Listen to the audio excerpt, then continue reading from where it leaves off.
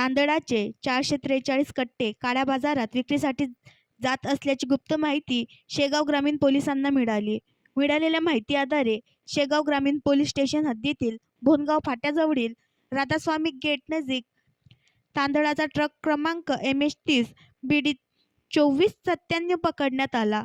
तसेच ट्रक चालकासह दोघांना ताब्यात घेण्यात आले आहे.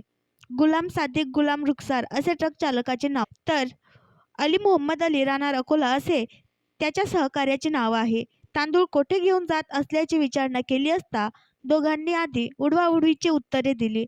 अखेरीस ट्रकमधील तांदळाचा माल राशनचा संग्रामपूर तालुक्यातील पळशी झाशी येथील राहुल ट्रेडर्स येथून खरेदी केल्याचे त्यांनी सांगितले. शेगाव पोलिसांनी पंचासक्षम ट्रकमधील मालाची पाहणी केली असता त्यामध्ये पांढऱ्या, पिवळ्या, बदामी अशा विविध रंगाच्या प्लास्टिक पोतडीमध्ये तांदळाचे 50 ते 55 किलो वजनाचे एकूण 443 कट्टे आढळून आले.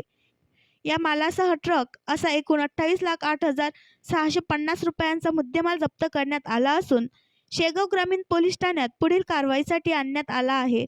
चौकशी अंती सदर तांदूळ शासकीय वितरण प्रणालीतील असेल तर संबंधित व्यक्तीवर गुन्हा दाखल करण्यात येणार असल्याचे कळाले आहे.